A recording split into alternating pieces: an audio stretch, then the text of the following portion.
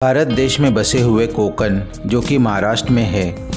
कोकण अपनी प्राकृतिक, ऐतिहासिक किलों, मंदिरों और समुद्र तटों की खूबसूरती के लिए मशहूर है। पर आज मैं आपको इस वीडियो में वर्चुअल ऐतिहासिक कोकण दिखाने वाला हूँ, जिसे रिप्रेजेंट किया है प्राचीन कोकण जो कि रत्नागिरी गणपतिपुले में है। सभी भारत के व्यापारी पूरे जग से व्यापार किया करते थे। यहाँ से निर्यात होने वाली चीज़ों में से हस्त कौशल्य की चीज़ें, हीरे मालिकों को व्यवसाय बदलने की स्वतंत्रता रही थी और बाम्बू की चीज़ें बनाने का काम ये बुरुज करता था। सूफे, फूलों की टोकरी और ये रोगी है, इसका इस्तेमाल अलग मॅजिक गार्डनचा पादलाते है प्राचीन कोकण।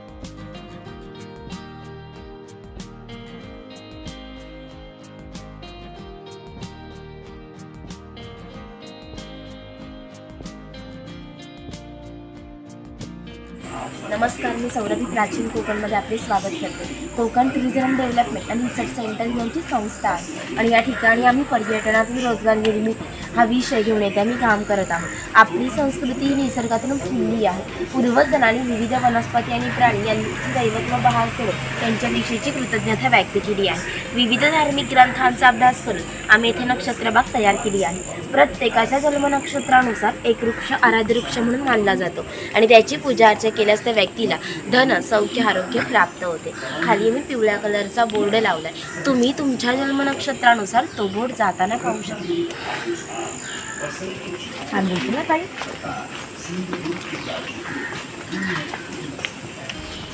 या ठिकाणी हा पिंपल पार आहे। आपण कोकणी माणसं वड, पिंपल यांना पवित्र मानतो, तसेच त्यांना दीर्घ आयुष्याची प्रतीकही मानलेली आहे।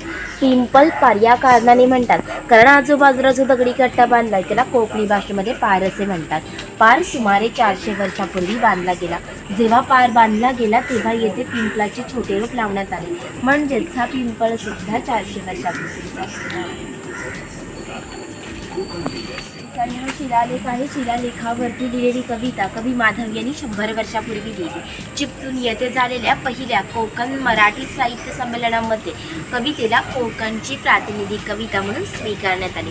या कवितेमध्ये कवीने कोकणच्या निसर्ग सौंदर्याचे सुंदर वर्णन केले आहे। हिरवे तळ कोकण, सह्याद्रीच्या तळी शोभते हिरवे तळ कोकण, राष्ट्रदेवीचे निसर्ग निर्मित केवळ नंदनवन। या कवितेमध्ये नंदनवन हा शब्द आला आहे। नंदनवन या शब्दाचा अर्थ स्वर्गातील इंद्राची बाग। जितकी सुंदर आहे तितकेच आपले कोकणही सुंदर आहे।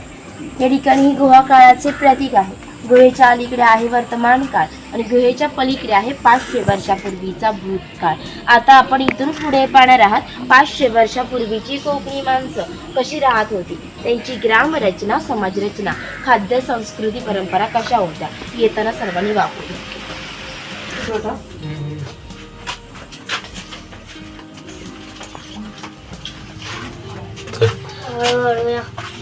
स्लोली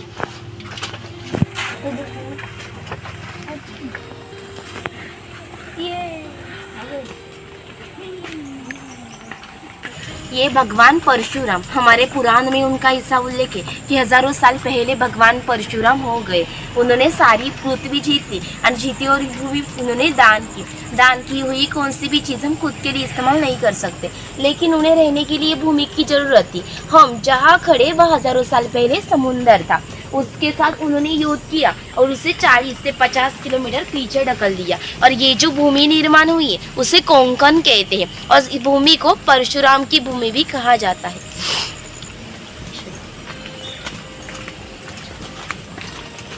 अरे अच्छा, ये पकदंडी है। कोंकण में जांबा नाम का जो रेड रंग का पत्थर मिलता है, इसका जो ये पाखा रास्ता देख रहे हैं उसे कोंकणी भाषा में पकदंडी कहा जाता है। ये पकदंडी 400 साल पुरानी है। पहले ये पकदंडी गणेश जी के मंदिर तक थी, आधुनिकता में नष्ट हो गई और आज सिर्फ हमारे प्राचीन कोकण में देखने के लिए पाई जाती है। पहले ऐसे पकदंडियाँ ग्राम देवता के मंदिर में जाने के लिए बंधी जाती थी। आज हम लोग 20 पकदंडी से प्राचीन कोकण की ग्राम देवता वाघजाई उसके दर्शन के लिए जा रहे हैं। ये ट्रिपल का पेड़ है, ट्रिपल का फल जंतुनाशक होता है, इसलिए इसका इस्तेमाल अनाज रखने के लिए किया जाता है और उसे मछली की कड़ी में भी डाला जाता है। ट्रिपल ट्रिपल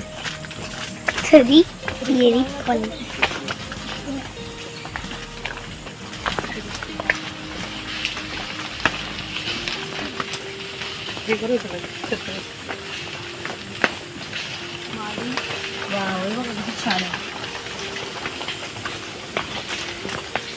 देव बाप्पाचं मंदिर आहे। ये हमारे ग्राम देवता का मंदिर है। पहले धार्मिक संस्था गांव को नियंत्रण करती थी। गांव में किसी दो व्यक्ति को झगड़े हुए तो गांव के सभी लोग यहाँ इकट्ठे हो जाते थे। गांव के मुखिया उनके सामने मैदान का काम करते थे।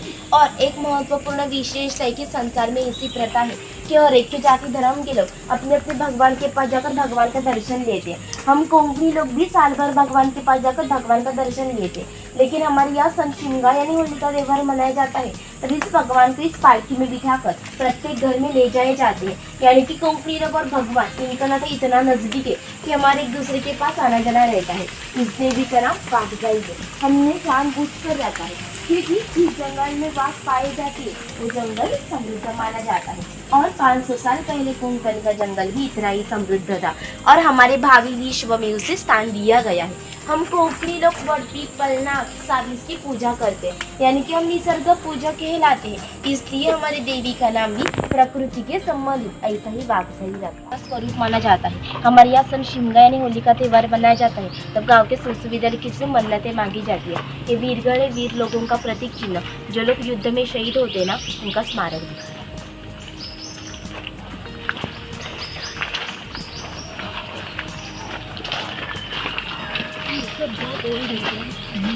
इन्सुलिनचं बघ ठेवा की झाडं जैसे शुगर के लिए डायबिटीजचं नाही जागभर तसंच नाही डायबिटीज नियंत्रणी फुलपाखराच्या आळ्यावर चांगल्या वाढतात इन्सुलिन कडक लक्ष्मी कडक लक्ष्मी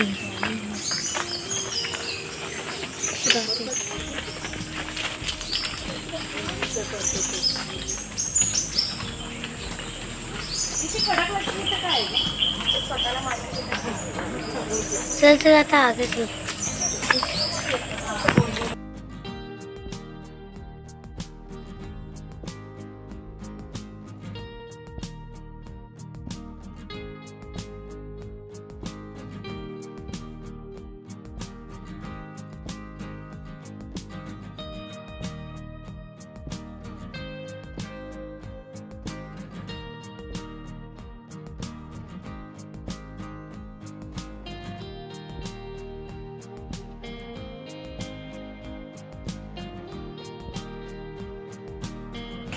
ये कोली समाज है। कोली समाज के लोग समुद्र के इतने पास रहते हैं कि समुद्र का भर्ती का पानी भी उसके मकान तक लग जाता है।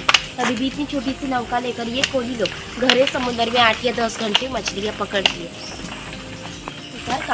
ये लोग हर एक के घर घर में जाकर अपनी अपनी सेवा देते थे, लेकिन उसके बदले में उसे पैसे नहीं मिलते, लेकिन अनाज मिलता था। यानी कि इस नाई को हर एक के घर में जाकर एक आदमी के बाल काटने के लिए साल भर के लिए 4 पाइली यानी 5 किलो अनाज मिलता था। हमारे नाई के बारे में हमारे लोग साहित्य ने मजे का वर्णन किया। ऐसा कहा जाता है कि गाँव की हर एक खबर इस नाई को पता चलती है और उसे पता चली खबर पूरे गाँव को पता चल जाती है। जैसे आप आए, ये खबर जिस तरह हमारे नाई को पता चली उसी तरह पूरे गाँव को पता चलेगी। हमारा पूरा गाँव आपके स्वागत के लिए उत्सुक रहेगा। रिवाज के अनुसार हम पहले मुखिया के घर जाएंगे, उसके बाद पूरा गाँव देखेंगे। गाँव का पहला प्रतिनिधि यानी मुखिया राजकीय और धार्मिक संदर्भ में मुखिया का पहला सम्मान था। गांव में मैदान करना, कानून और सुव्यवस्था संभालना ये काम मुखिया करते थे। वहाँ पर मुखिया के 2 बच्चे वो हमारे परंपरा से चलता आया हुआ चौपट खेल खेल रहे। ये खेल महाभारत में धर्मराज और दुर्योधन इनके बीच विद्वित नाम से खेला गया। हस्ती दंती फांसी लेकर खेल खेला जाता है। इस मकान की रचना देखिए, मुखिया जिस ऊंचाई पर बैठे उसे ऊटी कहा जाता है। गाँव के मानने वालों की चोटी पर बैठे थे, सामने उसे पड़वी कहा जाता है। सर्वसामान्य लोग इस पड़वी पर बैठे थे। मुखिया की यहाँ है भगवान का घर, मुखिया की यहाँ है रसोई घर, मुखिया के पीछे माट घर। छप्पर की रचना देखिए, ऊपर छोटा छप्पर है, बीच में गैप और नीचे बड़ा छप्पर है। कोंकण में गर्मी बहुत रहती है, इसके अंदर की गर्म हवा इस गैप से बाहर निकलती है। बाहर की ठंडा हवा उसकी जगह लेती है। घर के सामने घटक माना जाता है। उधर जो चूल्हा है उसे कोंकणी भाषा में तिरसा कहा जाता है। हमेशा के लिए जलता रहता रखा जाता था क्योंकि पहले लाइटर और माचिस नहीं थी। गोमाई की पुताई की गई टोकरी उसे कोंकणी भाषा में कलगी कहा जाता है। अनाज रखने के लिए उसका इस्तेमाल किया जाता है। ये कोई नहीं है, पहले इसका इस्तेमाल मछलियाँ पकड़ने के लिए किया जाता था। पीछे से बेलियों से पानी में रखा जाता है। अंदर की रचना इसी के अंदर गई हुई मछली फिर से बाहर नहीं आ सकती। यहाँ पर कोंकण का त्यौहार दिखा है सन कभी कभी। मिट्टी के संबंधित सभी चीजें बनाने का काम कुंभार करता था। गणेश जी के त्यौहार में गणेश जी की मूर्तियाँ बनाना, दीपावली दिए बनाना और गर्मियों में मटकी बनाने का काम कुंभार करता था। सफेद रंग वाला मटका माड़ी निकालने का मटका है। कोंकण में नारियल के पेड़ बहुत होती है। उसमें नारियल आने से पहले एक पोई आती है। उस पोई को आधा काटा जाता है। बाहर से गुड़हल के पत्ते लगड़कर लगाए जाते हैं। पत्ते पोई में से माड़ी खींच लेती है और ये बुनबुनाने वाली माड़ी इस मटकी में इकट्ठा की जाती है। काल के अनुसार 12 बलुदार के व्यवसाय नष्ट हो गए, लेकिन ताड़ी माड़ी निकालने का व्यवसाय अभी भी चल रहा है।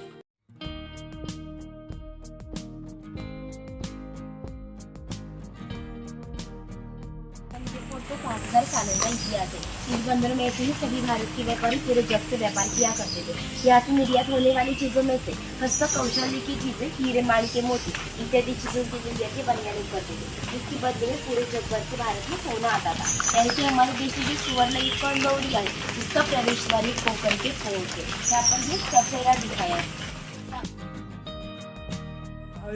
सुतारे गांव के 12 बल्चर दिखाते हैं। जो अधिक महत्वपूर्ण है ये काम यहाँ पर दिखाया है। ये सुतारे किसान को लगने वाली लकड़ी की चीजें बनाने का काम ये सुथार करता था।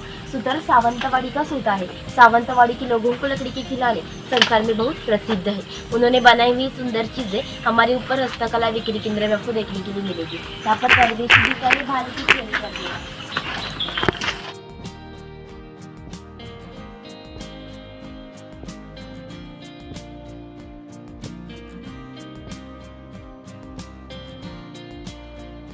लोहारे जिस तरह किसान को लगने वाली लकड़ी की चीज़ें बनाने का काम सुतार करता था, उसी तरह उसे लगने वाली लोहे की चीज़ें बनाने का काम ये लोहार करता था। 500 साल पहले कोंकण की राजकीय स्थिति अस्थिर थी, यानी कि यहाँ से कई लोग सेना में थे। उसे लगने वाली लोहे की ढाल और तलवारियाँ बनाने का काम ये लोहार करता था। विशेषतः उन्होंने बनाई हुई ढाल तलवारियाँ हमारे मुखिया राजा के पास अभी भी है। अभी भी उसे जंग नहीं लगा है।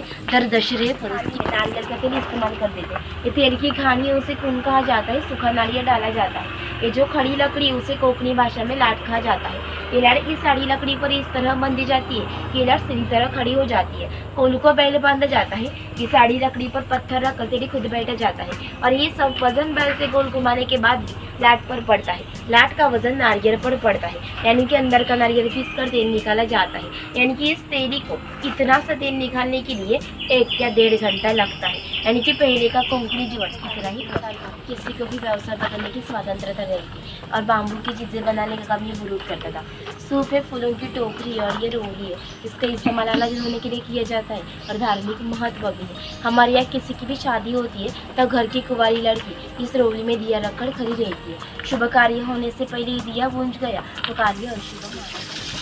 रसोई घरे पहले हर एक समाज की स्वतंत्र की खान पान की परंपरा होती है। किसी की दो समाज की खाद्य संस्कृति समान नहीं थी। पहले कोई भी लोग अपने रसोई घर में मिट्टी, लकड़ी और पत्थर के बर्तन इस्तेमाल करते थे। जातनी जैसा दिख रहा है उसे घिरट कहा जाता है। जातनी में अनाज पीसते, घिरट में अनाज की छिलके अलग किया जाता है। मोदक पात्र यानी कि पहले का कोंकणी कुकर, इसमें नीचे पानी डाला जाता है। इस चालनी पर केरी के पत्ते रखकर मोदक रखे जाते हैं। ढक्कन लगाकर मोदक पात्र चूल्हे पर रखा जाता है, यानी कि अंदर के मोदक स्टीम होते हैं। पूरण यंत्र इसमें डाली जाती है। खाने के बाद ही नीचे से पूरण गिरता है। उसके बाद उसकी मीठी रोटी बनाई जाती है। हम सेवियाँ निकालती है ना, ये लकड़ी का सेविया यंत्र और ये लोहे का है। नीचे खाने के लिए 3 डब्बे, ऊपर पानी पीने के लिए लोटा है। बाजू में 2 चम्मच है। 2 बाजू से टिफिन बॉक्स को लॉक किया है।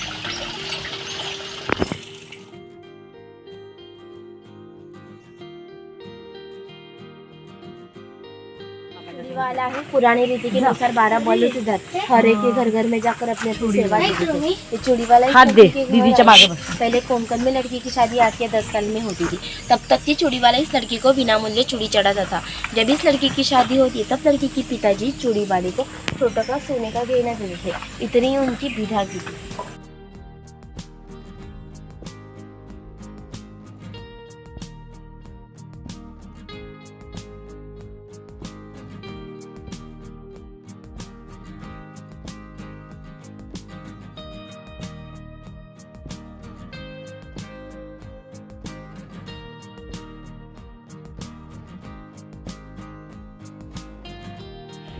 इसके साथ एक महत्वपूर्ण घटना बताते जो पहले 500 साल पहले घटी। यहाँ से 80 किलोमीटर दूरी पर मार्लेश्वर नाम का भगवान शंकर जी का मंदिर है। पहाड़ियों पर एक गुफा है, इस गुफा में शिवलिंग है। वहाँ की विशेषता है कि वहाँ जीवित सांप पाई जाती है। ये भगवान पहले गांव में रहते थे। इन गांव का लोगों का व्यवहार उसे पसंद नहीं था, इसलिए उन्होंने गांव छोड़ने का निर्णय लिया। मकर संक्रांति के पहले उन्होंने गांव छोड़ दिया। गांव के बाहर एक चर्मकार का मकान था। ये चर्मकार गरीब था परंतु श्रद्धालु और नीतिवान था। भगवान शंकर जी ने किसी भी जाति पाति का भेद न मानते हुए उसे मशाल दिखाने की विनती की। चर्मकार ने भी अतिथि देवो भव समझकर मशाल दिखाने के लिए बाहर निकले। अब जहाँ मार्लेश्वर वहाँ जाकर भगवान शंकर जी ने अपना अस्तित्व प्रकट किया और इस चर्मकार को दर्शन दिया और उससे कहा कि मैं इस गुफा में ही रहूँगा। इस घटना को 500 साल हो गए, लेकिन हर मकर संक्रांत को भगवान शंकर जी की पालकी उसे मूल गांव से निकलती है। तभी इस पालकी को मशाल दिखाने का काम चर्मकार का जो आज का वंशज है वो करते हैं।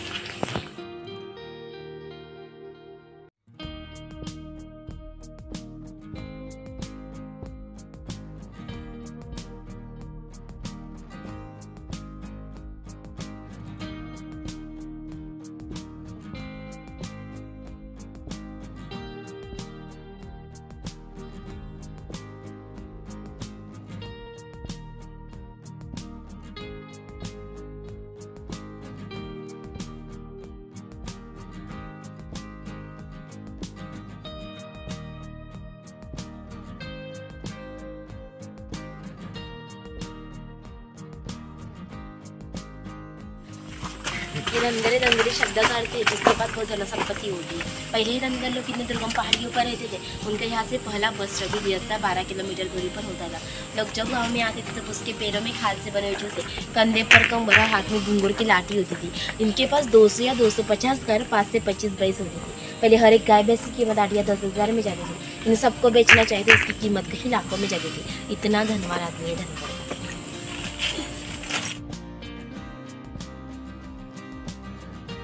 इसके अंदर जो रेड रंग वाला हिस्सा होता है उससे कत्ता निकाला जाता है। जो पान में खाते हैं जो रेड रंग वाला कत्ता इस पेड़ से निकाला जाता है। ते फळं आहे ना, ते मँगोला खाऊन टाकतात.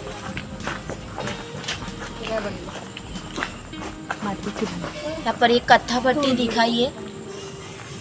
कत्ता तैयार करने के लिए इस पेड़ को पूरा काटा जाता है। इसके अंदर जो रेड रंग वाला हिस्सा होता है इसके छोटे छोटे टुकड़े किए जाते हैं। टुकड़े पहले 4 मर्च में मांगे पर उगाड़ी जाती है। पहले 4 मर्च में उगाड़ने के बाद 5वें मर्च में उगाड़ी जाती है। इसे निकाल कर छाया में सुखाया जाता है, यानी कि कत्ता तैयार होने के लिए 3-4 महीने लगते। हाँ, हमारा शौक है अगर कुछ खरीदना तो खरीद सकते हैं। अभी लास्ट में हम बात नहीं सकते।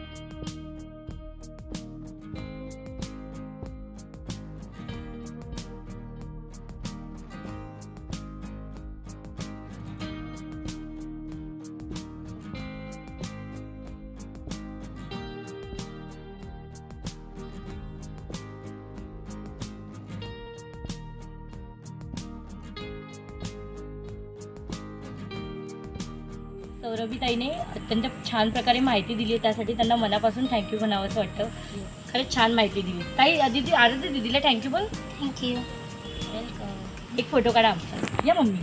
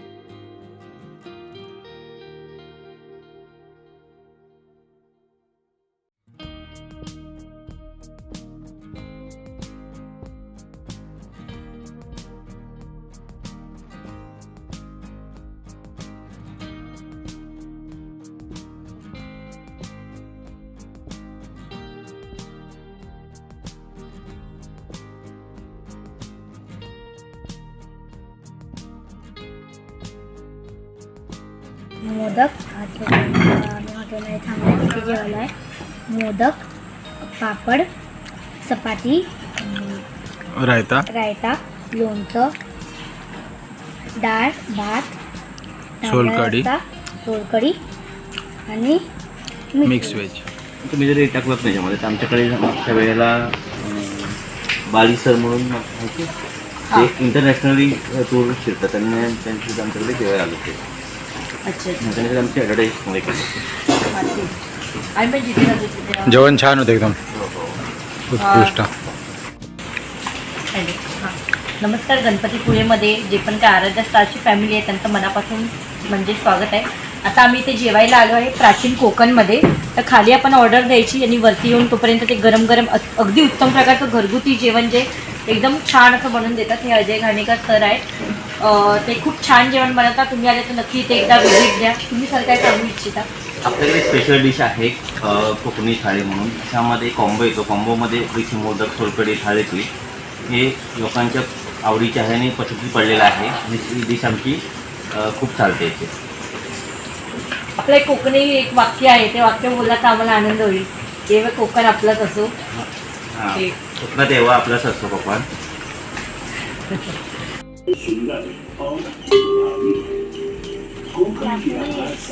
आपल्या मुंबईमध्ये असं नसतं. आपल्या मुंबईमध्ये किती वेगळं असतं. पाणी पिण्याची पण सगळं उत्तम अशी सोय केलेली आहे.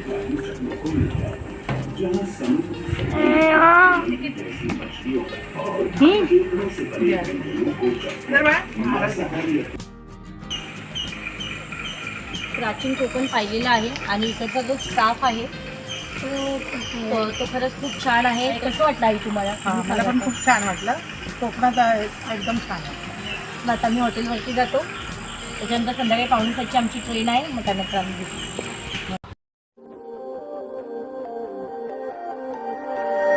like, share, subscribe.